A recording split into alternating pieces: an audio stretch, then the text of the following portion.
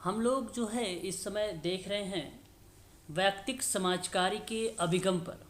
मैंने एक वीडियोस आप लोगों को जो है प्रोवाइड करा चुका हूँ कि approaches as social case work में कौन कौन से हैं, जिसमें मैंने लास्ट टाइम में मनोविश्लेषणात्मक अभिगम पर एक ब्रीफ में चर्चा किया है और उससे जितने भी प्रश्न बनाए जाएंगे आप आसानी से वहाँ पे लिख कर चले आ सकते हैं।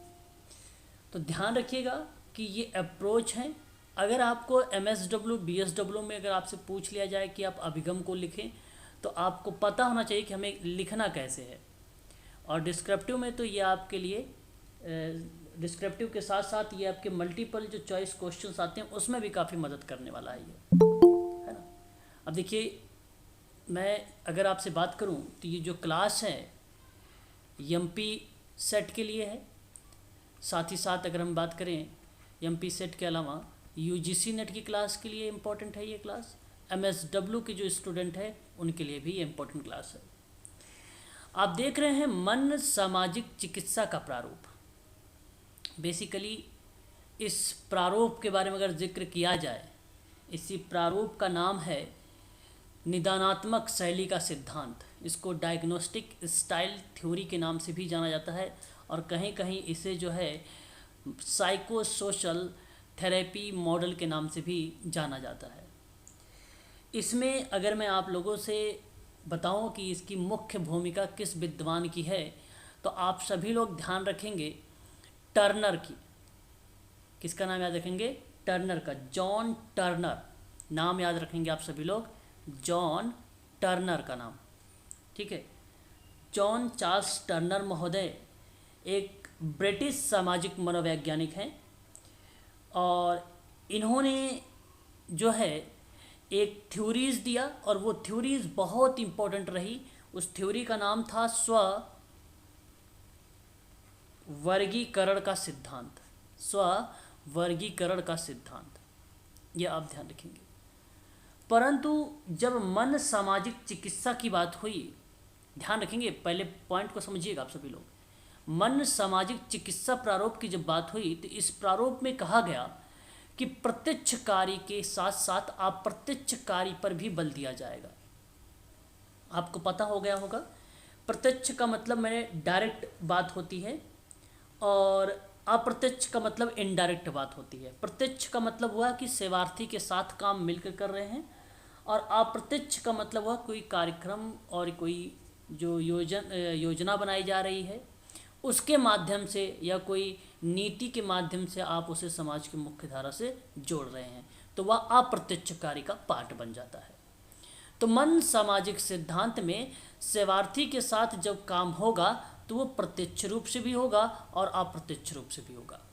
इसके संपूर्ण मूल्यांकन और निदान पर यह बल देता है। यही तो कारण है, जब ये मूल्यांकन और निदान पर बल देता है तो इसे ही कहा जाता है निदानात्मक शैली का सिद्धांत भी। इसे ही निदानात्मक शैली का सिद्धांत भी कहा जाता है।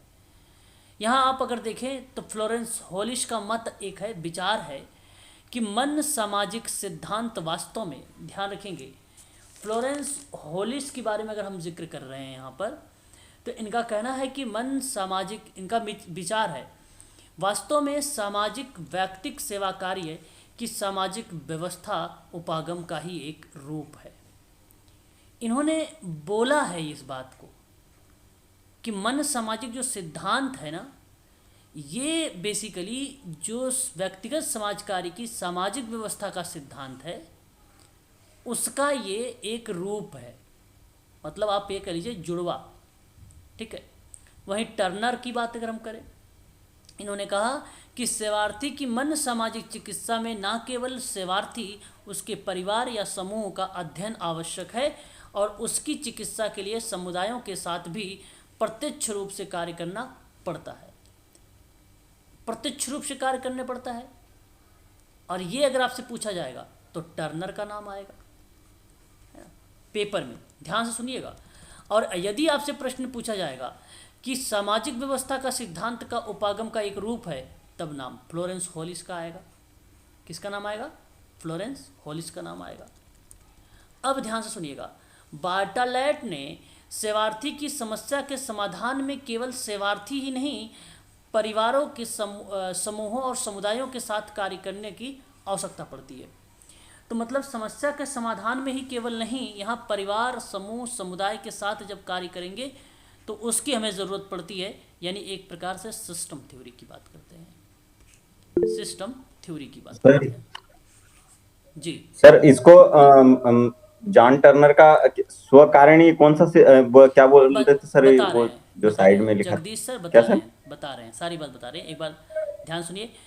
तो हाँ जी, हाँ। 1940 में आपको बता रहे सिस्टम थ्योरी बार्टोलोम्यू का नाम आया या बार्टोलेट का नाम आया। ये कहीं ना कहीं बताएं कि समस्या का समाधान केवल सेवार्थी से ही नहीं है, बल्कि अगर परिवार, समूह, समुदाय के साथ काम करोगे तो सबसे बढ़िया रहेगा भाई। तब सेवार्थी भी सुधरेगा, समूह भी सुधर जाएगा, समुदाय भी सुधर जाएगा। अब शुरुआत में मैंने एक बात बताई है आप लोगों को, आप यहाँ ध्यान दीजिएगा। प्रश्न कहा है कि प्रत्यक्ष कार्य और अप्रत्यक्ष कार्य पर बल देता है। तो आपको ये ध्यान रखना है कि जब प्रश्न बने प्रत्यक्ष अवधारणा, व्यक्तिक समाज कार्य के अंतर्गत मैं बात कर रहा हूँ, सोशल केशवर के अंतर्गत, प्रत्यक्ष और अप्रत्यक्ष की अवधारणा किस विद्वान ने दिया है, तब बताइए आप क्या जवाब देंगे। 3 नाम है, एक होलिस का नाम है, अभी आपने देखा, एक टर्नर का नाम है, और अभी एक नाम और देखा, बार्टोलेट का नाम देखा। तो होलिस, बताइए। Florence Hollis. Hollis sir. बिल्कुल आपने यहाँ पे करेक्ट जवाब दिया है, फ्लोरेंस होलिस ने ही। ये वही थ्योरी है, ये वही मनोसामाजिक चिकित्सा का प्रारूप है जिसके आधार पे इन्होंने अपने विचार को इस तरीके से प्रकट किया था कि व्यक्तिक समाज कार्य जो है वो प्रत्यक्ष और अप्रत्यक्ष की अवधारणा है। इस बात को आप ध्यान रखिएगा, है ना, यह कॉन्सेप्ट। अच्छा, अब दूसरी बात यहाँ पे समझिएगा। अब हम दूसरी बात करते हैं यहाँ पे। तो मैंने आपसे कहा है एक बात और, आप लोगों से मैंने कहा कि चार्ल्स टर्नर के बारे में, बहुत इंपॉर्टेंट नाम, ये इन्होंने जो इनका जो सिद्धांत का नाम है वह नाम है स्ववर्गीकरण का सिद्धांत का नाम है।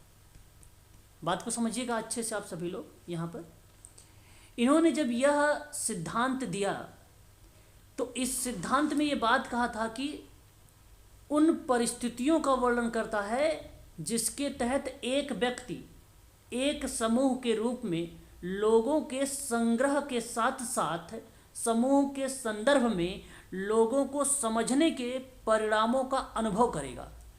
यानी आप ये कह सकते हो कि ग्रुप वर्क हो या केश वर्क हो, उनमें लोगों को सक्रिय भागीदारी के माध्यम से जोड़ना है और उनके जो परिणाम आएंगे, जो मतलब जो सुधार आएगा, उन्हीं परिणामों का अनुभव करेगा। तो परिणामों का अनुभव का करने का जो सिद्धांत है वह स्ववर्गीकरण का सिद्धांत है। किसका है? चार्ल्स टर्नर का है। बात को ध्यान रखिएगा आप सभी लोग, है ना, इस पॉइंट को। इन्होंने, अगर हम इसके बारे में बात करें, इस सिद्धांत में व्यक्तिकरण पर बल दिया, स्वरूढ़िवादिता पर बल दिया टर्नर महोदय ने, क्लासिफिकेशन का निर्धारण किया टर्नर महोदय ने, सामान्य और ऑनलाइन जैसी क्रियाविधियों पर भी जिक्र किया इन्होंने। ठीक है, इस तरीके की जो बात आती है वो कहीं ना कहीं स्ववर्गीकरण के सिद्धांत में आती है। तो सामाजिक प्रभाव का लेखा जोखा, सामाजिक प्रभाव का लेखा जोखा कौन सा सिद्धांत देगा? स्ववर्गीकरण का सिद्धांत देगा। ये बात आपको पता होना चाहिए। अब यही इनके बारे में हम बात करें तो 2-3 किताबें हैं, बड़ी इम्पोर्टेंट हैं। एक किताब तो इनकी इम्पोर्टेंट है, social influence.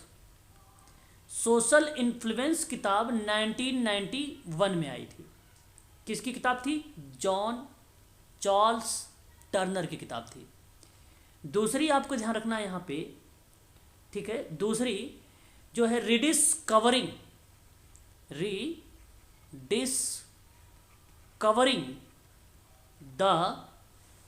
The social group. और ये जो कॉन्सेप्ट आया टर्नर का 1987 में आया। ये दो बातें आपको ध्यान रखनी है। किसके बारे में? सर पुस्तक फिर से बोल दीजिएगा सर। बिल्कुल। आप देखिए, सोशल फ्लुएंस किताब आई 1991 में, और रीडिस्कवरिंग द सोशल ग्रुप करके किताब आई 1987 में आई। ये दो बातें आप यहाँ पे ध्यान रखेंगे। क्या दोनों बातें आपको समझ में आ गई है? आगे बताइए। सर सेकंड वाली बुक बताना, क्या नाम है? किसका sir? Second discovering, rediscovering, rediscovery. जी, rediscovering of discovering the social group, the social group. Basically यही किताब रही है जो सेल्फ कैटेगरीज थ्योरी दी गई थी, स्ववर्गीकरण या क्लासिफिकेशन थ्योरी दी गई थी।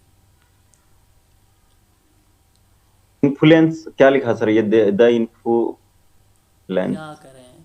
बुक में सर, सोशल, सोशल देखो सर, देखो आगे पढ़ो, देखो यहाँ पे मैं लिख रहा हूँ सोशल इन्फ्लुएंस 1991। ठीक है, चलो अब आगे बढ़ते हैं। ये दो Thank you, चीज़ें sir. आप इन दोनों को आप ध्यान रखेंगे, दो किताबों के बारे में, काफ़ी इंपॉर्टेंट किताबें हैं। ठीक है, अच्छा, इतनी बात स्पष्ट हो गई तो एक बार क्लियर करिए मुझे जरा। जी सर। Yes sir. हाँ सर। अब हाँ सर।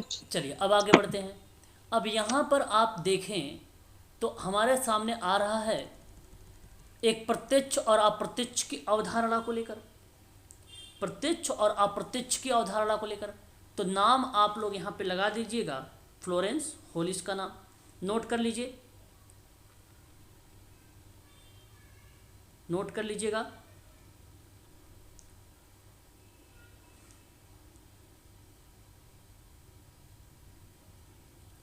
फ्लोरेंस होलिस का नाम।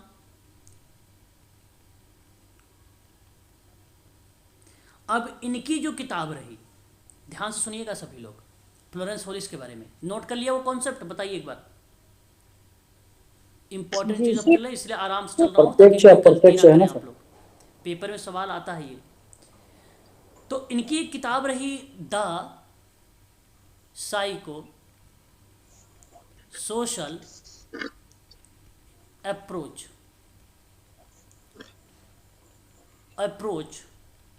To the practice of case work. ये किताब आई 1972 में, ये बुक आई 1972 में।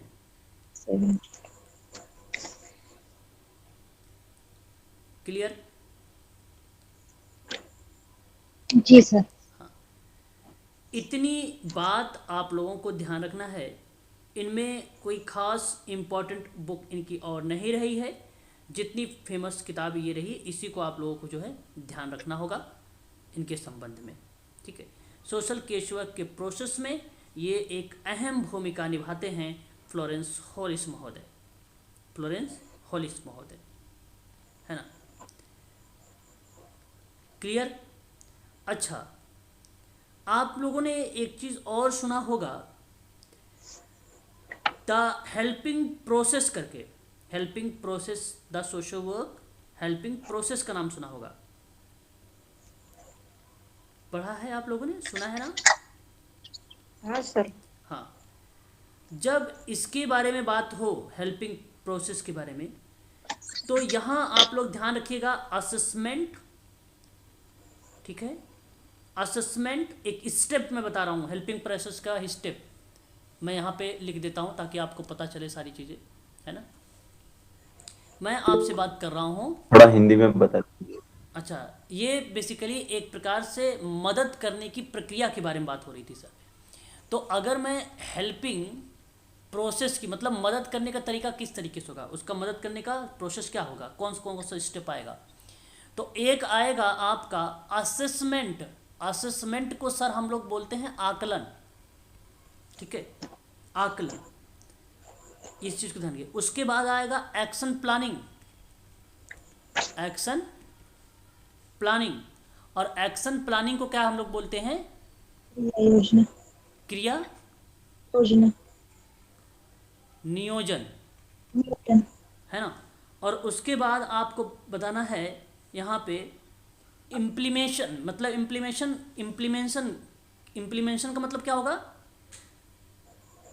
इम्प्लीमेशन का उपयोजन। मतलब होगा क्रियान्वयन। क्या होगा? क्रियान्वयन। क्रियान्वयन। इम्प्लीमेशन का मतलब होगा या कार्यान्वयन कह लीजिए या क्रियान्वयन कह लीजिए, ठीक है। और उसके बाद आपका जो बनेगा, उसके बाद जो बनेगा इवैल्यूएशन। इवैल्यूएशन का मतलब क्या बनेगा? मूल्यांकन। मूल्यांकन। लास्ट में टर्मिनेशन होता है या आप फॉलो अप कह लीजिए। और टर्मिनेशन का मतलब क्या बन जाएगा? समापन। बस 1 2 3 4 5, ये हेल्पिंग प्रोसेस है। और ये प्रोसेस किसका है? फ्लोरेंस होलिस का है। किसका है? फ्लोरेंस होलिस का है।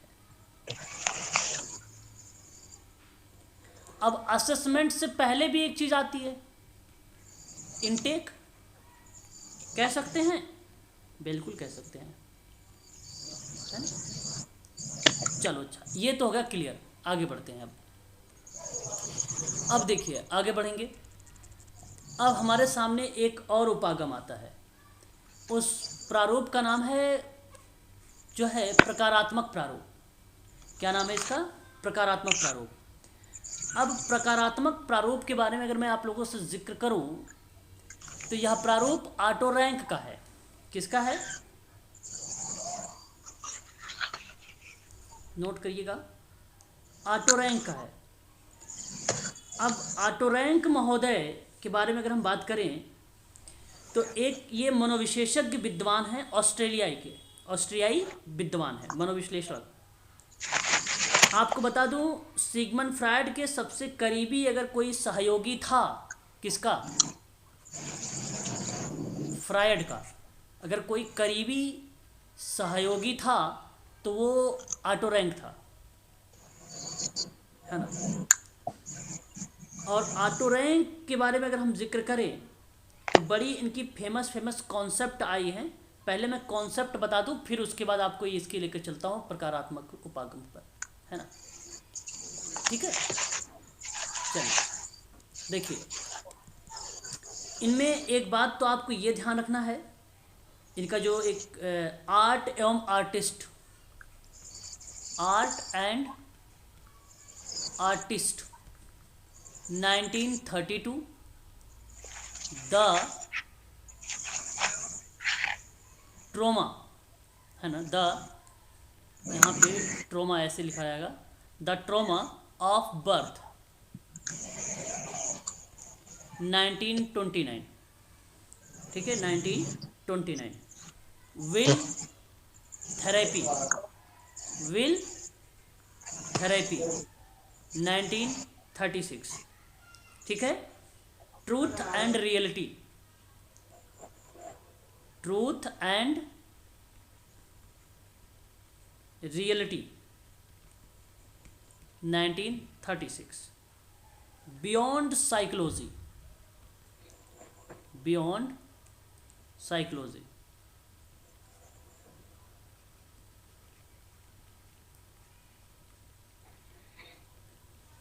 Beyond psychology, beyond psychology, beyond psychology किसी को याद आ रहा है ये कब आई थी? इसको छोड़ दीजिए, एग्जैक्ट डेट नहीं याद आ रहा है, ठीक है, छोड़ दीजिए, ठीक है। बाकी आप एक और लिख लीजिए यहाँ पे, बियॉन्ड साइकोलॉजी अगर पेपर में आएगा तो इसी का सर आएगा। 1925।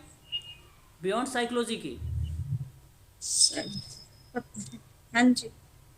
ओके 1925 बता रहे हैं आप। नहीं चलिए, मैं अभी इससे सहमत नहीं हूँ, मुझे जब पता चल जाएगा मैं आपको जो करवा दूंगा, ठीक है ना। Beyond okay psychology sir, okay sir. आगे अगर हम बात करते हैं नेक्स्ट पॉइंट पर, हम एक और पॉइंट लिखवाना चाहते हैं आपको, एक वो लिख लीजिए, the math of the birth of the hero, of the hero. ये बुक आई 1909 में, 1909 में। हीरो के जन्म का मिथक बताया गया है इसमें। सर द मैथ ऑफ, हाँ, द मैथ ये ऑफ क्या लिखा सर द ऑफ के बाद में? बर्थ है ये, of the birth of the hero, मतलब हीरो के जन्म का मिथक, हीरो का या हीरो के जन्म का मिथक, the myth of the birth of the hero 1909 का है। दूसरा का संस्करण इसका 1922 में आया था, लेकिन उतना चर्चित में नहीं रहा। ये दूसरा संस्करण था 1922 का। ठीक है, ऑटो रैंक का ये कॉन्सेप्ट है, इनको हमें जो है ध्यान रखना पड़ेगा, है ना। ये क्या है सर, उनकी कुछ थ्योरीज वगैरह है? ये उनके किताबें हैं जो पेपर में पूछे जाते हैं, कॉन्सेप्ट इन्हीं के आधार पर उन्होंने बनाया है। ओके। ठीक है, ऑटो रैंक ने। अच्छा, ये था ऑटो रैंक के बारे में, बड़ा फेमस है ऑटो रैंक।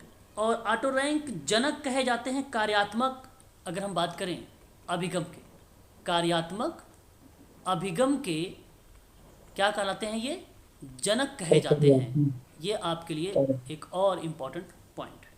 सर एक बार रिपीट कर दीजिए। क्या? ऑटो रैंक जनक कहे जाते हैं। हाँ, कार्यात्मक अभिगम के, जी सर। हाँ, फंक्शनल की बात अगर हम कर रहे हैं अप्रोच के, तो जनक कहे जाते हैं ऑटो रैंक, ऑटो रैंक, ये जनक कहे जाते हैं। धन्यवाद सर। अब यहाँ पर आप सभी लोग ध्यान रखेंगे, अगर हम बात कर रहे थे यहाँ पे कि इन्होंने बताया कि प्रत्येक व्यक्ति में व्यक्तिकरण और स्वतंत्रता के एक जन्मजात सहज इच्छा होती है, इसलिए विल थेरेपी की जो प्रक्रिया आई है यहाँ पर, ये ऑटो रैंक की आई है। और व्यक्ति की समस्या का समाधान इसी व्यक्ति के करण या व्यक्तिकरण की इच्छा का निर्मोचन करके ही किया जाता है। आप लोगों में से कितने लोग जानते हैं निर्मोचन शब्द? निर्मोचन शब्द नहीं पता सर। सर मुक्ति। सुना जी जी सर, सुना है। हाँ, व्यक्तिकरण की इच्छा को मुक्त करके ही हल किया जाएगा। मैं यहाँ निर्मोचन के बजाय अगर मुक्त बोल दूँ तो ठीक रहेगा? बिल्कुल करेक्ट रहेगा, है ना आपको। हाँ, और इसी प्रारूप के 4 अंग हैं।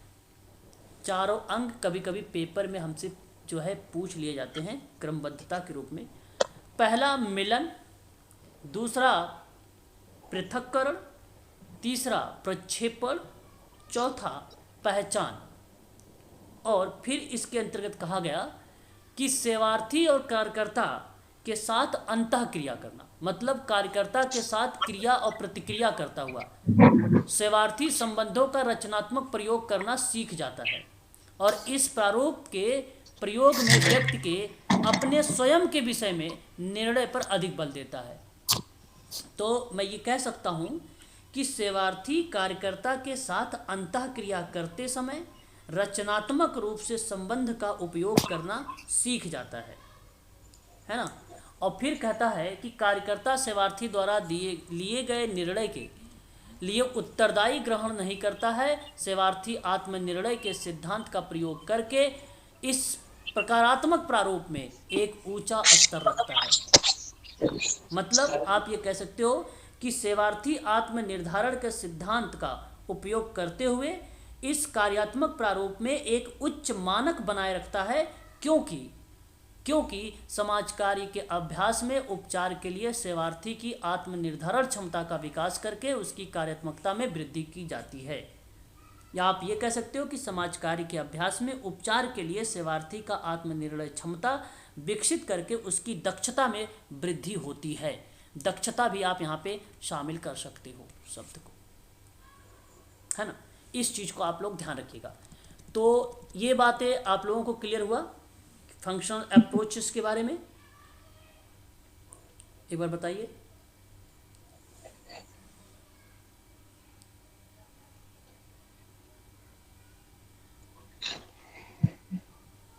बताइए तो सही। जी सर। क्या जी सर? सर। फंक्शनल अप्रोच है ना। कौन सा? तो याद रखेंगे ये कार्यात्मक प्रारूप है, और कार्यात्मक प्रारूप में नाम ऑटो रैंक का आता है। जो इम्पोर्टेंट चीज़ें थी मैंने बता दिया आपको। 4 बातें ध्यान रखेंगे: मिलन, पृथक्करण, प्रक्षेपण, पहचान। जो मैंने 5-6 किताबें बताई हैं वो नाम याद रखना है आप लोगों को। ये किस तरीके से काम करता है ये आपको ध्यान रखना है। आत्मनिर्णय की जो क्षमता है ना, आत्मनिर्णय की जो क्षमता है वो कार्यात्मक प्रारूप में ही देखने को मिलता है। इसी के माध्यम से हम उसको डेवलप कर पाते हैं। ठीक है, ये बात ध्यान रखिएगा। अगली पॉइंट देखिए, व्यवहार अशोधन प्रारूप के बारे में आपको मैं बता दूं। व्यवहार आशोधन के प्रारूप में इसको हम लोग क्या बोलेंगे, बीएम कहते हैं, मतलब बिहेवियर मॉडिफिकेशन बोलते हैं। ये एक ऐसा मॉडल है जिसमें इस कई विद्वानों का नाम आता है, जैसे Ivan Patrick Pavlov, EL Thorndike का नाम, बीएफ स्किनर का नाम।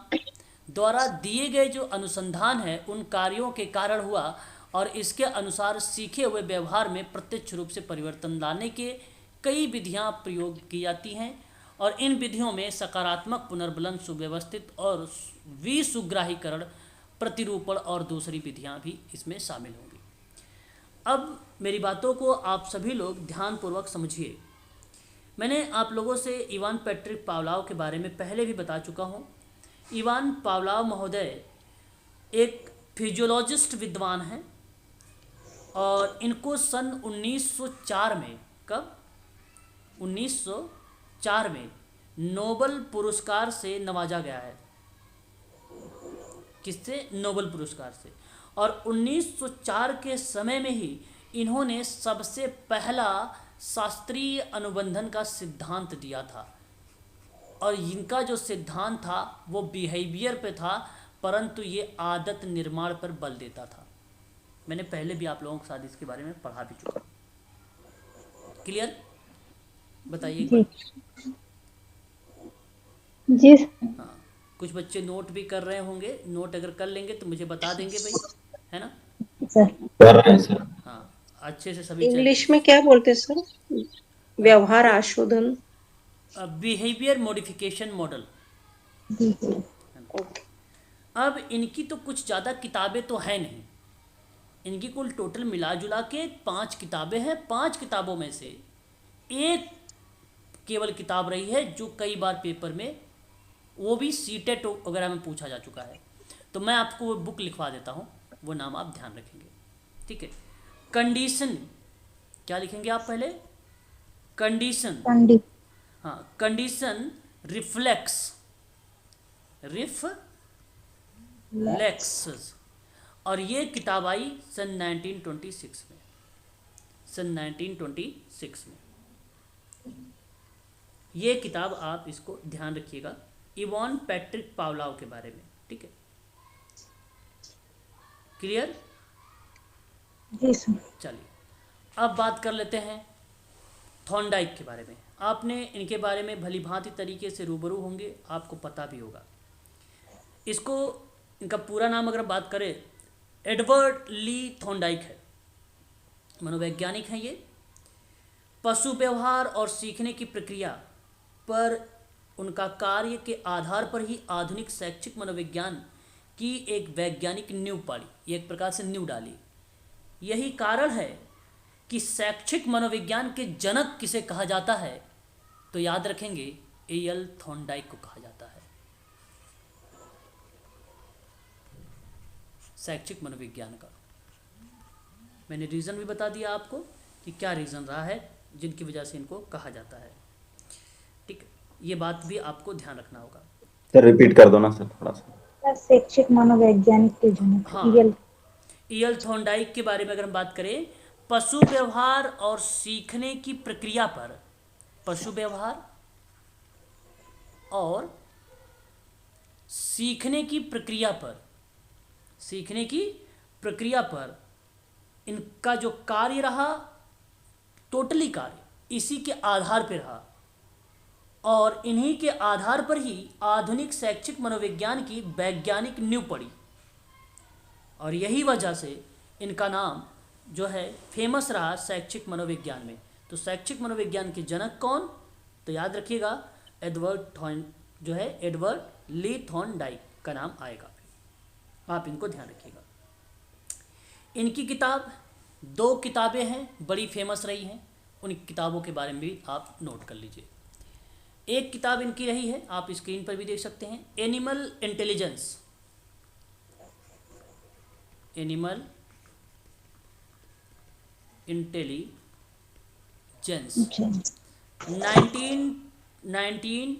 1912 में आया, 1911 में। और एक किताब इनकी रही education a first book, education a first book, और ये किताब फेमस रही ईल थॉर्नडाइक की, ये भी आप ध्यान रखेंगे 1912 में, 1912 में। और एक लास्ट लिख लीजिए, the principle of teaching, the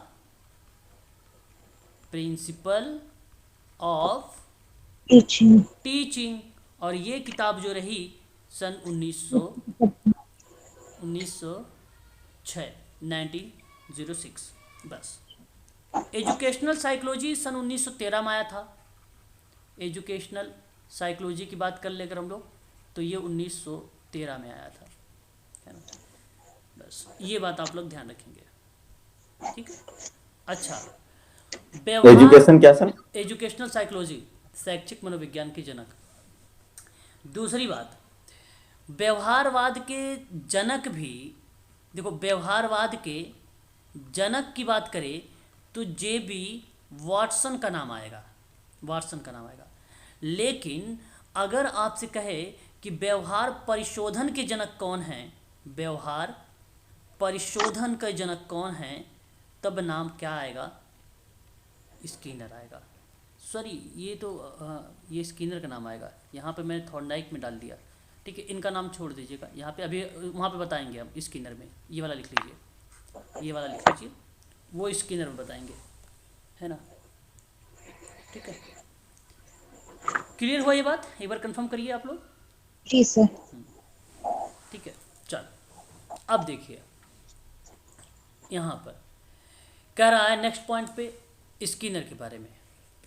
Skinner महोदय एक ऐसे विद्वान रहे हैं। अच्छा, एक बात ये भी ध्यान रखना, बिल्ली पर खोज किया था थॉर्नडाइक ने, कुत्ते पे पावलाव का था, और सफ़ेद चूहे पर क्या था? B.F. स्किनर का था एक्सपेरिमेंट, ठीक है, याद रखेंगे ये भी। अच्छा, अब हम बात करेंगे, सर लिख रहे सर थोड़ा सा। अच्छा, इवान पावलोव का किस पे रहा? कुत्ते पर, इन्होंने कुत्ते पर किया है एक्सपेरिमेंट, और थॉर्नडाइक ने एक्सपेरिमेंट किया था बिल्ली पर, और B.F. स्किनर ने सफ़ेद चूहे, देखिए ऑप्शन में सफ़ेद चूहा भी मिलेगा और चूहा भी मिल सकता है, इसलिए सफ़ेद चूहे पर प्राथमिकता दीजिएगा, सफ़ेद चूहा।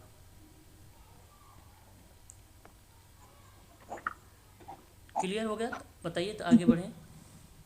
जी सर। सर बिल्ली पर किसने किया जी था? सर। B.F. बिल्ली पर किया था थॉर्नडाइक ने, बिल्ली पर। अब सुनिए B.F. स्किनर के बारे में। B.F. स्किनर का पूरा नाम पहले तो हमें पता होना चाहिए। B.F. स्किनर का पूरा नाम, इनका पूरा नाम है ब्रूह, ठीक है, इनका पूरा नाम है ब्रूह, ठीक है। और फेडरिक, अगर हम बात करें, फेडरिक नाम इनका है, स्किनर, ठीक है। इनका B.F. स्किनर पूरा नाम इस तरीके से लिया जाता है। अमेरिकन एक साइकोलॉजिस्ट हैं ये, और व्यवहारवादी के शोधन यानी व्यवहार शोधन में, व्यवहार परिमार्जन में जनक कहे जाते हैं, या BM के जनक कहे जाते हैं B.F. स्किनर, ठीक है। बिहेवियर मॉडिफिकेशन क्या सर? व्यवहार आशोधन? हाँ, व्यवहार आशोधन के जनक कहे जाते हैं B.F. स्किनर। इनका सबसे ज़्यादा अगर कॉन्सेप्ट कोई रहा है फेमस, तो वर्बल बिहेवियर रहा है फेमस। वर्बल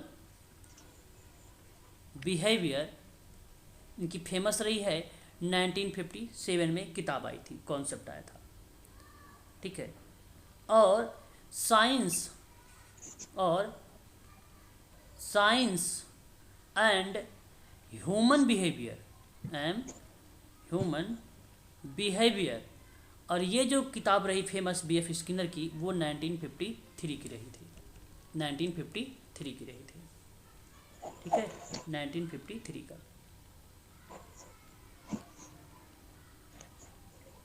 क्लियर हो गया? जी सर। हाँ, इसे आप लोगों को जो है ध्यान में रखना होगा, काफ़ी इम्पोर्टेंट है हम सब के लिए। और एक और लास्ट लिख लीजिए, आर थ्योरी ऑफ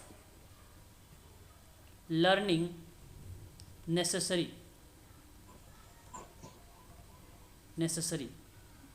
है ना। सीखने के सिद्धांत आवश्यक हैं, सीखने के सिद्धांत आवश्यक हैं, 1963 में आई थी। बस ये 3 बातें आप इनमें B.F. स्किनर में ध्यान रखेंगे, ठीक है। B.F. स्किनर के बारे में 3 बातें ध्यान रखेंगे। अच्छा, एक चीज़ और ध्यान रखिए, थॉर्नडाइक वाले में थॉर्नडाइक ने सीखने के नियम बताए थे। कुल 8 नियम थे। प्राथमिक नियम में 3 आते थे और गौड़ में 5 नियम आते थे, है ना। ये बात ध्यान रखेंगे आप सभी लोग। तत्परता का नियम, अभ्यास का नियम और प्रभाव का नियम, 3 इसमें आते हैं, 5 इसमें आते हैं आपके, ठीक है। प्राथमिक में 5 आते हैं सर। हाँ, द्वितीयक में गौड़ में जो है ना, स्किनर के गौड़ नियम 5 आते हैं। नहीं सर, मेरा ये है प्राथमिक में 5 नियम है और द्वितीयक में 3 नियम है। प्राथमिक में 3 है सर, और गौड़ में 5। हाँ गौड़ में 5। गौड़ का मतलब द्वितीयक, गौड़ का मतलब द्वितीयक होता है जी है ना। और ये इन्होंने जो है ये नियम बताए थे टोटल, ठीक है। याद रखिएगा, मैंने पहले भी इसके बारे में शायद बता भी चुका हूँ आप लोगों से, है ना। अगर आप लिखना चाहें तो लिख भी सकते हैं। एक नियम था मनोवृत्ति का नियम, पहले मैंने बताया भी है आप लोगों को। दूसरा था बहु अनुक्रिया का नियम। तीसरा था आंशिक क्रिया का नियम। चौथा था अनुरूपता का नियम। पांचवा था संबंधित परिवर्तन का नियम, लॉ ऑफ एसोसिएटिव शिफ्टिंग की बात करते थे। अब किसी के नियम के बारे में अगर जानकारी नहीं है तो आप पूछ सकते हो, हालांकि मैं बताया भी हूँ। अगर किसी को जानना है तो आप पूछ सकते हो, मैं बता दूंगा, ठीक है। सर प्राइमरी वाले बताना तीनों। अच्छा, प्राइमरी तीनों बता देता हूँ, ठीक है। देखो, तत्परता का नियम ये है मैडम, जब हम किसी कार्य को सीखने के लिए तैयार या तत्पर होते हैं तो हम उसे शीघ्र सीख लेते हैं। किसी समस्या को हल करने के लिए प्रयत्नशील होना तत्परता कहलाती है कि नहीं। यदि मान लो कोई सेवार्थी ने गणित के प्रश्न हल करने की अगर इच्छा है तो तत्परता के कारण वह उसको अधिक शीघ्रता और कुशलता से करेगा, है ना। यदि आप में से ही मान लीजिए समाज कार्य के प्रश्नों को हल करने की अगर इच्छा है तो तत्परता के कारण आप में से उन प्रश्नों को शीघ्र और कुशलता से करोगे अगर आप तत्पर रहोगे। और काम करने से क्या होगा, काम करने में आनंद और संतोष का अनुभव होगा, है ना। इसके विपरीत सीखने के लिए तैयार मैं आपको बहुत बाध्य भी नहीं कर सकता ना कि आप बाध्य रहोगे, भाई करना है आपको करो। जब आप तत्पर रहोगे तभी कर पाओगे वो, है ना। वो चीज़ें हैं। और एक है अभ्यास का नियम। अभ्यास का नियम ये होता है कि practice make a man perfect. इसका मतलब कि यदि हम किसी कार्य को अभ्यास करते हैं तो हम उसे सरलतापूर्वक करना सीख जाते हैं और उसमें कुशल हो जाते हैं। तो हम बिना अभ्यास के भी क्या कर सकते हैं, उस कार्य को भी कर सकते हैं, है ना। एग्जाम्पल पे अगर हम बात करें, यदि हम किसी सीखे हुए कार्य को अभ्यास नहीं करेंगे तो हम उसे भूल जाएंगे। आप लोगों में से कई लोग सोशल वर्क जब पढ़ रहे थे, जब पेपर देने गए थे, तो उस समय शायद आप लोगों ने समाज कार्य की अवधारणा वगैरह पता रही होगी। अब 6-7 साल हो गया, 2-3 साल हो गए पढ़े हुए आप लोगों को, तो अब आप भूल गए होंगे। क्यों भूल गए? क्योंकि आपने अभ्यास नहीं किया, उसकी प्रैक्टिस नहीं की है। अब मैं अगर आप लोगों से प्रैक्टिस बार बार वो चीज़ें करवा रहा हूँ तो वो चीज़ें आपको हमेशा याद रहेगी। इसलिए कहा जाता है कि अभ्यास का नियम जरूरी है। अच्छा, उसके बाद एक आता है प्रभाव का नियम। प्रभाव का नियम ये होता है कि मान लो कि हम उस कार्य को ज़्यादा अच्छे से करना चाहते हैं जिसका परिणाम हमारे लिए हितकर होता है। इससे हमें क्या होता है? सुख और संतोष मिलता है। तो यदि हमें किसी कार्य को करने या सीखने में कष्ट होता है तो हम उस क्रिया को नहीं दोहराएंगे। तो थॉर्नडाइक ने यही बात कहा कि जिस कार्य से संतोष होता है या उद्दीपक अनुक्रिया संबंध दृढ़ता से होती है, तो जिस कार्य में असंतोष होता है तो उससे संबंध में हम कमज़ोर हो जाते हैं, और जिस कार्यों में हमें को संतोष मिलता था हम उस कार्यों में तीव्र हो जाते हैं। तो इनका कहने का विचार ये था कि प्रभाव कैसा पड़ रहा है उस कार्य पर, है ना, उस पर प्रभाव कैसा पड़ रहा है टोटली मिला जुला के कार्य पर, है ना। तो अगर आप अच्छे से करोगे तो जाहिर सी बात है आप संतुष्ट होंगे, हैप्पी होंगे।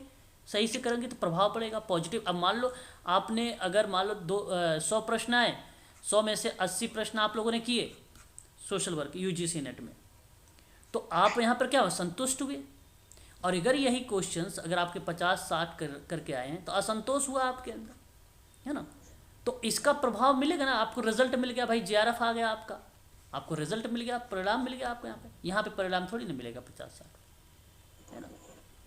और टोटली मिला जुला के कट ऑफ निर्धारित करती है। इसका मतलब ये नहीं कि यहीं पे सोचना शुरू कर दो आप लोग कि 50 क्वेश्चन सही हो, 60 क्वेश्चन सही हो गए फिर भी रह जाएंगे, है ना। ऐसा नहीं है, कट ऑफ निर्धारित करती है। ठीक है, क्लियर हुआ ये बात? अब आगे बढ़ते हैं, है ना। अब देखिए, स्टुअर्ट के व्यवहार में अशोधन चिकित्सा का वर्गीकरण किया और अभिज्ञात सूचनार्थी चिकित्सक और क्रियात्मक चिकित्सक। सूचनार्थी चिकित्सक में सेवार्थी की भावनाओं और विचारों में आशोधन प्रयास करने के बाद उसके व्यवहार और सामाजिक अनुभवों में आशोधन का प्रयास किया जाता है। मतलब ये आप ये कह लीजिए एक प्रकार से, अगर मैं आपसे बात करूं स्टुअर्ट महोदय के बारे में, कुल टोटल मिला जुला के ये एक प्रकार से बिहेवियर मॉडिफिकेशन जो चिकित्सा है, जो थेरेपी है, ये उसके बारे में जिक्र करते हैं, है ना। उसके बारे में ये जिक्र करते हैं। कौन? स्टुअर्ट महोदय। अब स्टुअर्ट के बारे में अगर हम लोग जिक्र करें तो इनका कहना है कि भावनाओं और विचारों में आशोधन करना है। तो भावना और विचारों के में आशोधन का प्रयास करने के बाद व्यवहारिक और सामाजिक जो अनुभव का परिणाम होगा वह आशोधन होगा। आशोधन मतलब परिमार्जित होगा। ठीक है, तो यहाँ पे इनके कीवर्ड लिख लीजिए स्टुअर्ट में कि भावनाओं और विचारों में, है ना। इनमें आप जो है कीवर्ड्स लिख लीजिए स्टुअर्ट महोदय में।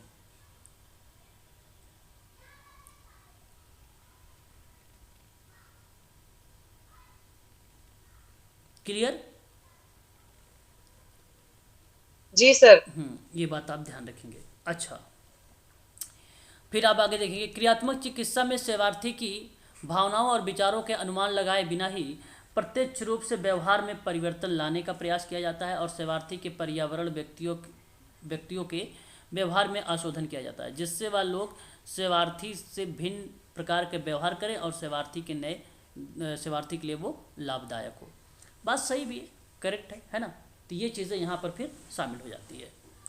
अब उसके बाद अगर हम बात करें तो हमारे सामने एक आता है संज्ञानात्मक प्रारूप, बड़ा ही फेमस रहा है सोशल वर्क में, है ना। संज्ञानात्मक प्रारूप, क्या आप जानते हैं संज्ञानात्मक प्रारूप क्या होता है?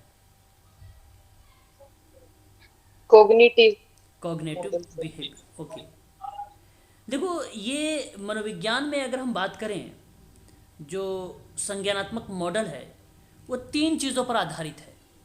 एक आपके थॉट पर यानी विचार, दूसरा फीलिंग पर, तीसरा बिहेवियर पर। अच्छा, ये भी बात ध्यान रखना आप लोगों को, ये एक साइकिल है। सोचेगा, थॉट, ठीक है, फीलिंग, फिर ये प्रक्रिया बनेगी बीएम पर और बिहेवियर फिर आ जाएगा थॉट पर। तो मेरे कहने का मतलब ये हुआ कि संज्ञानात्मक मॉडल में असामान्यताएं मनोवैज्ञानिक समस्याओं को रोगी की विचार प्रक्रियाओं के साथ एक समस्या के रूप में देखती है।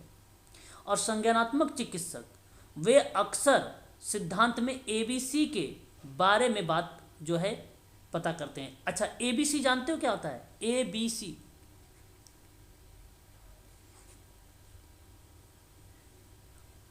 मालूम है? एक बार No, बताएं। sir. नहीं मालूम तो मैं No, बताऊंगा। sir. इसको बोलते हैं एंटीसीडेंट। ए से एंटीसीडेंट, बी से आपको बोलते हैं बिहेवियर, सी से बोलते हैं कॉन्सिक्वेंस। एंटीसीडेंट का मतलब होता है, एक प्रकार से अगर हम बात करें, बी से आपका व्यवहार हो जाएगा और सी से आपका परिणाम हो जाएगा, है ना, परिणाम हो जाएगा कॉन्सिक्वेंस से। और ये पूर्व निर्धारित होता है, पूर्व निर्धारित होता है एंटीसीडेंट, है ना। ठीक है, ये आपको ध्यान सर रखना। फिर से बोल दीजिए एबीसी का सर। हाँ देखिए, लिखा तो है मैंने, पूर्व निर्धारित, एंटीसीडेंट, बिहेवियर, व्यवहार, कॉन्सिक्वेंस, परिणाम, है ना। अब सुनिए आगे, इसमें और क्या चीज़ें आएंगी। इसमें कहता है कि रोगी को कुछ विचार या विश्वासों के साथ सक्रिय घटना पर प्रतिक्रिया करता है, तब भावनात्मक और व्यवहारिक परिणाम पैदा होता है ना। तो संज्ञानात्मक मॉडल का वर्णन हो जाता है वहीं पे।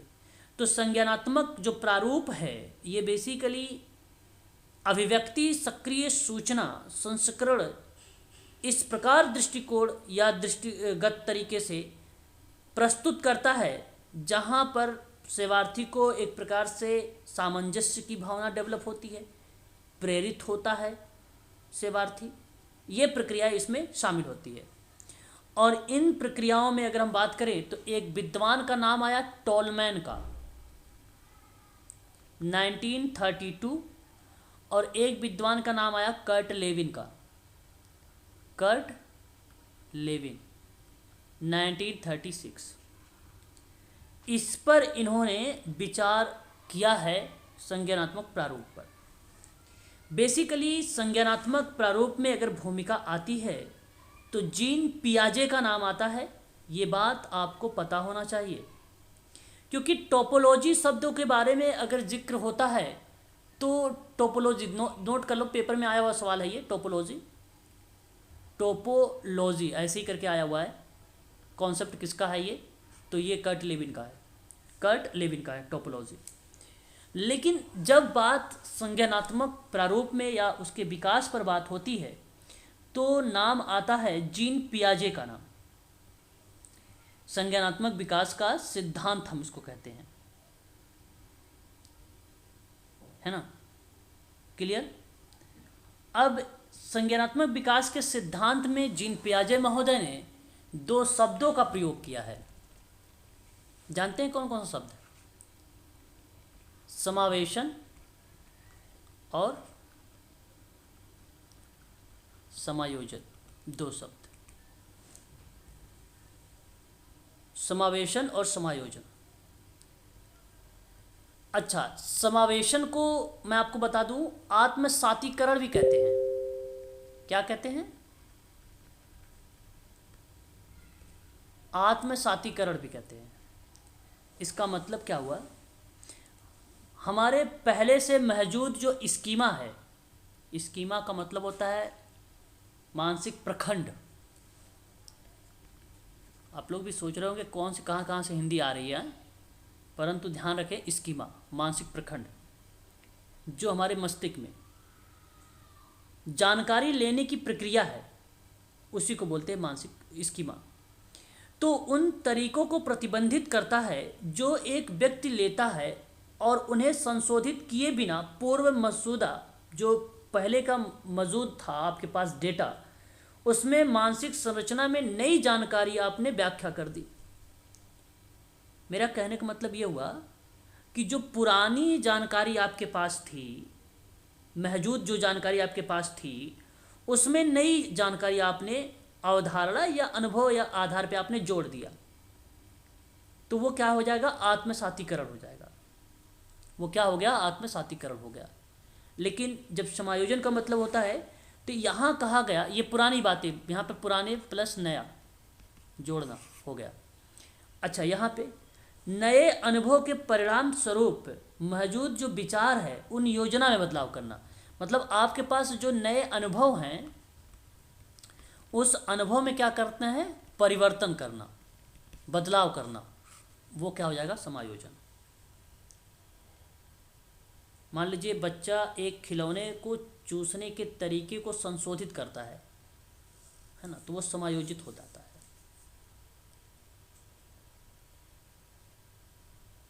क्लियर हुआ बात? एक बार कंफर्म करिए। Yes sir. ये बात ध्यान रखेंगे आप लोग। एक बार पेपर में सवाल आया था, अच्छा इनसे सवाल आया हुआ है एग्जाम में, ये भी मत सोचिएगा कि नहीं आया हुआ है, आया हुआ है सवाल इससे। पेपर में एक सवाल और इससे आता है, और वो प्रश्न पूछता है कि भाई अवस्था बताइए इसकी ज़रा, और वो भी अवस्था कहता है क्रम में लगाइए। तो कोई बात नहीं, क्रम में लगाते हैं हम लोग अवस्थाओं को भी। जीन पियाजे के पहली अवस्था जो थी उसकी, वो थी संवेदी गामक अवस्था थी। कौन सी अवस्था थी? संवेदी गामक अवस्था थी। पेपर में देखना आप लोग, मिलेगा। और ये जो था जन्म से लेकर 2 वर्ष तक था। पता है इसमें क्या बात होती है 2 साल में? भाई आप बताइए, 2 साल का बच्चा है अगर, तो वो इंद्रियों और क्रियाओं के माध्यम से ही तो दुनिया को देखता है, उसी चीज़ को सीखता है। जैसे अगर मैं कहूँ इंद्रियां, यहाँ कितनी, अच्छा बताइए आप लोगों में से कितनी इंद्रियां होती हैं? 5 5 इंद्रियां होती है। ठीक है, मैं जिससे पूछूंगा वही बच्चा बोलेगा। ठीक है, क्या बात है, सारे बच्चे आज चले गए हैं क्या यहाँ पे? No sir. अच्छा जी, बताइए भाई। कमलावती जी बताइए जरा, इंद्रियां कौन कौन सी होती हैं? बताइए। चलिए, अच्छा चंद्रा जी आप बताइए। सर 5 होती हैं। बताइए। आँख, कान, नाक, जीवा, त्वचा। बिल्कुल। यहाँ पे जैसे अगर हम बात करें, जैसे देखना नेत्र है ना, सुनना यानी श्रवण, यानी आपका कर्ण, कर्ण मतलब कान है ना। उसके बाद छूना यानी स्पर्श, क्या त्वचा कह सकते हैं? Yes sir. बिल्कुल। फिर उसके बिल्कुल बाद सर।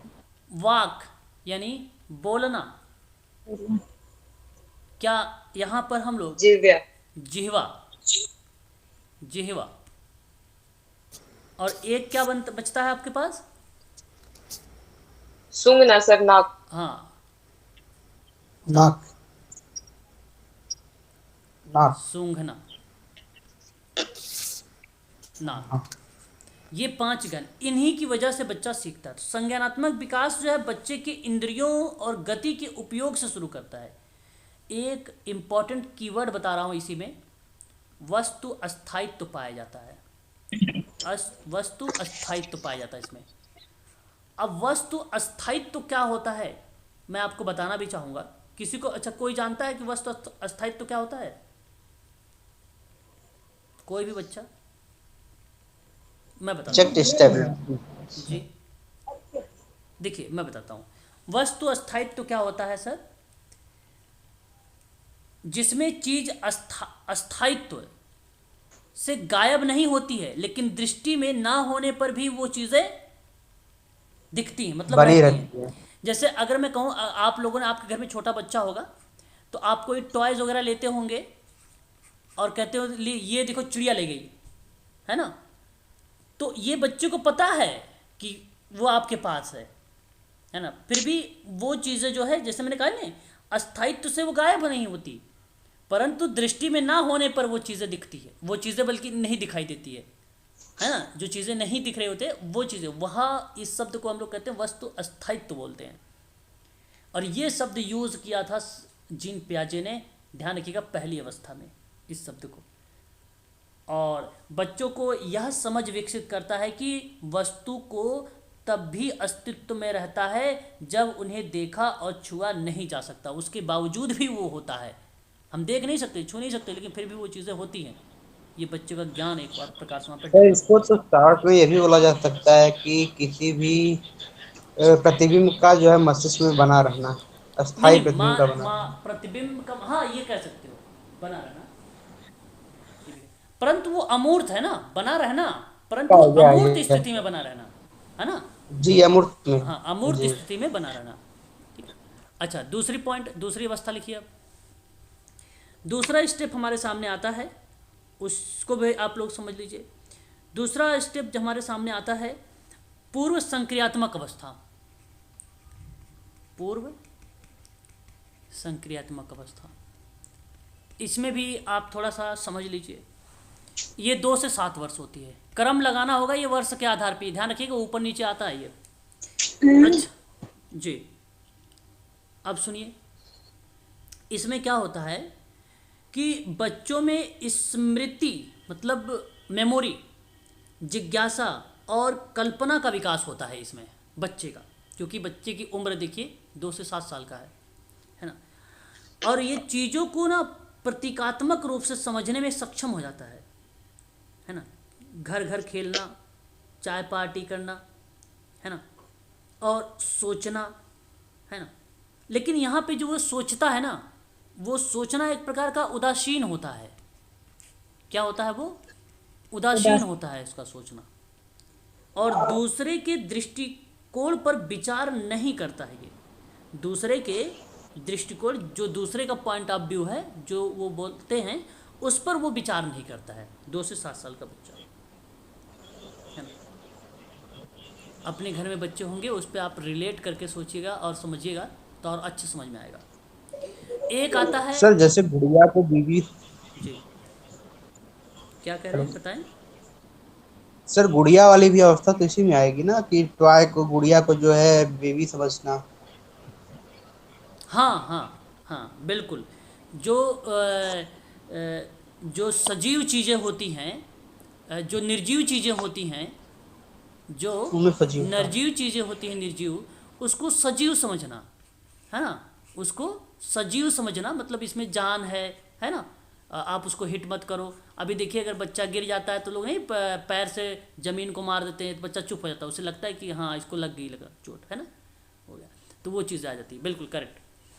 अच्छा, एक आता है उसके बाद मूर्त संक्रियात्मक अवस्था। मूर्त संक्रियात्मक अवस्था आती है। अच्छा, इसमें क्या होता है ये भी ध्यान रखिएगा। इसकी अवस्था की अगर हम बात करें तो 7 से 12 वर्ष है।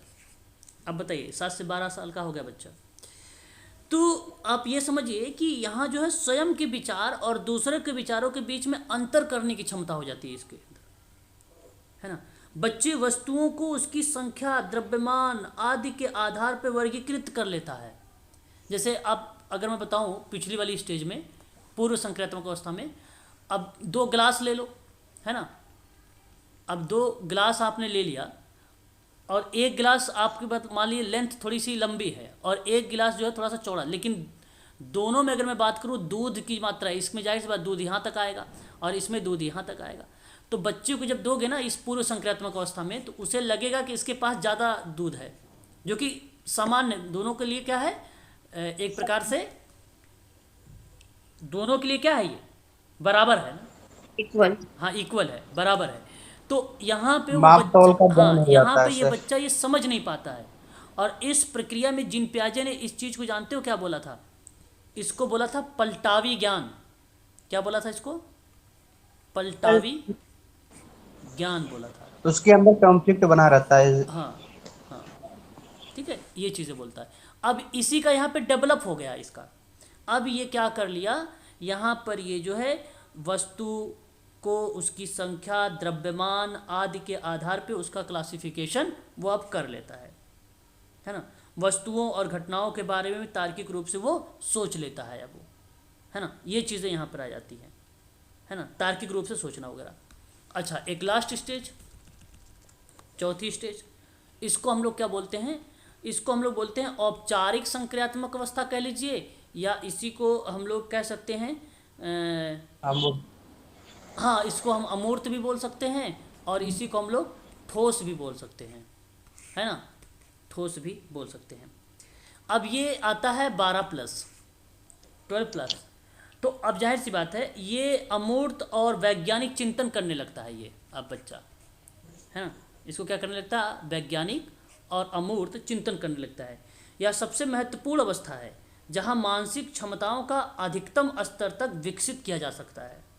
काल्पनिक और निगनात्मक तर्कना, आपको पता होगा, मैंने पहले ही बता रखा है, निगनात्मक तर्कना जो होती है वो बेसिकली मैथमेटिक्स, जैसे किसी चीज़ को अगर मैंने कहा कि भाई a प्लस बी का जो होल स्क्वायर होता है, भाई a square plus 2ab plus में b स्क्वायर, तो ये सारी चीज़ें क्या होती है, निगनात्मक तर्कना पर आधारित है। अब ये सारी चीज़ें उसको याद रहती है, ये सारी चीज़ें वो कर लेता है ना।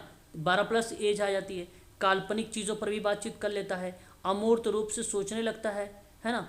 इस तरीके समस्या को हल करने की क्षमता भी इसी में आ जाती है, समस्या को हल भी कर लेता है, समस्या को हल करने की क्षमता भी आ जाती है, ठीक है। और इनमें जीन पियाजे ने बोला भी है कि जो बच्चा होता है, जो शिशु होता है वो विश्व का ज्ञाता होता है, विश्व का ज्ञाता होता है और नन्हा वैज्ञानिक होता है, नन्हा वैज्ञानिक होता है बच्चा। और ये बात बताया है जीन पियाजे ने, ये बात जीन पियाजे ने बताया है, ठीक है। क्लियर रहेगा इतनी बात, बताइए एक बार। Yes sir. ये 4 अवस्थाएं जो मैंने बताई हैं आप सबके लिए बहुत इम्पॉर्टेंट हैं।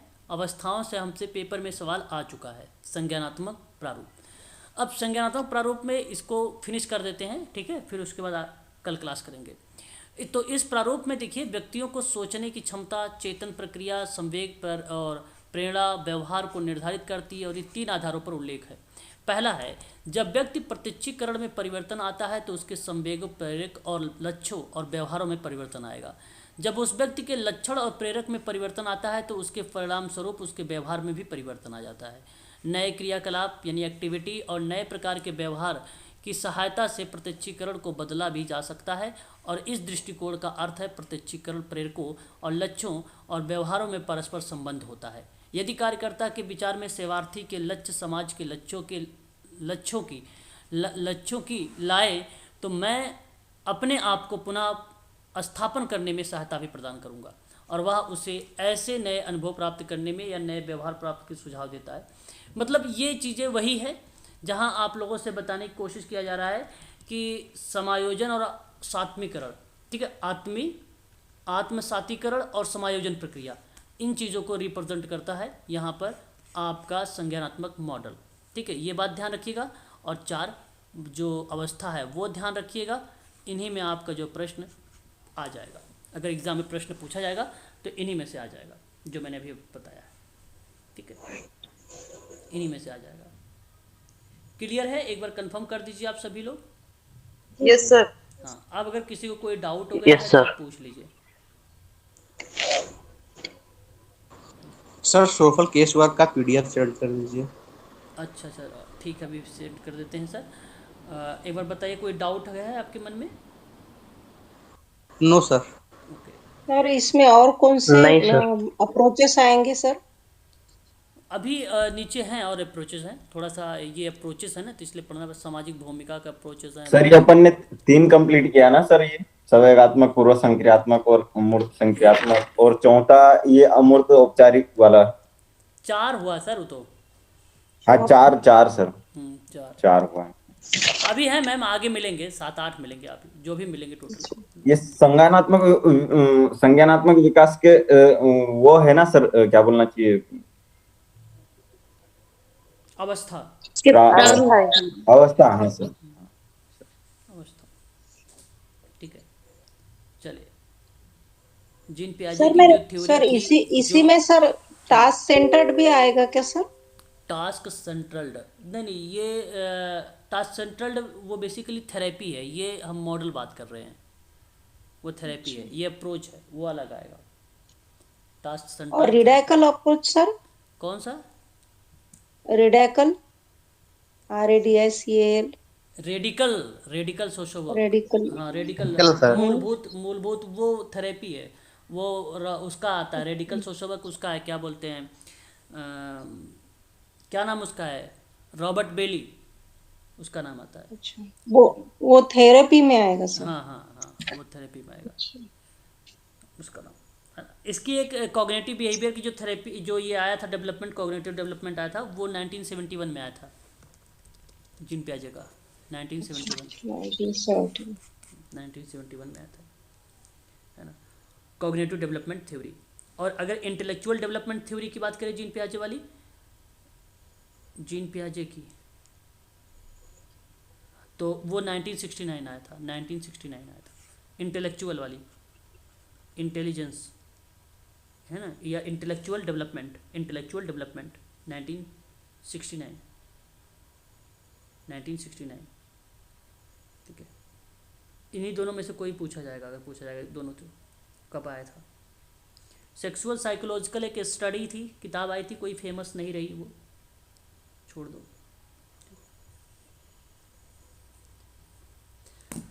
चलिए बस, तो आज के लिए इतना ही रखते हैं, है ना।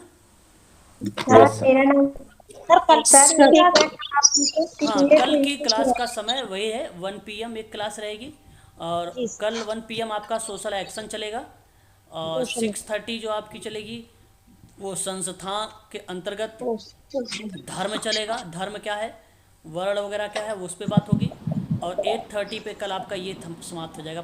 काफ़ी इंपॉर्टेंट, इसलिए मैं थोड़ा सा रुक के चल रहा हूँ, बता के लेके चल रहा हूँ, क्योंकि आप लोग को नोट भी कर रहे हैं, समझ भी रहे हैं हर चीज़ें, है ना। अगर कहेंगे तो मैं तीव्र गति से भी करा सकता हूँ, ऐसी बात नहीं है ना। तो मैं हाँ, ताकि आप लोग समझते चलिए, नहीं लिखते सर, चलिए। आराम से करेंगे। तो इसलिए जहाँ इम्पोर्टेंट है, जो चीज़ें आने वाली है, उसको थोड़ा सा हमें रुक के पढ़ना है, थोड़ा समझ के पढ़ना है, जो पेपर में बनता है सवाल वगैरह जहाँ से। सर ये पूछ जी, सर बीएफ स्कैनर जो थे वो व्यवहारवाद से किस तरह से संबंधित थे? व्यवहारवाद के BF स्किनर परिशोधन से थे वो परिशोधन, हाँ, परिशोधन मतलब मॉडिफिकेशन होता व्यवहार है। परिशोधन। हाँ, व्यवहार परिशोधन कह लीजिए, या आशोधन कह लीजिए, या परिमार्जन कह लीजिए, बात एक ही होता है, सब मॉडिफिकेशन ओके होता है सर उसका।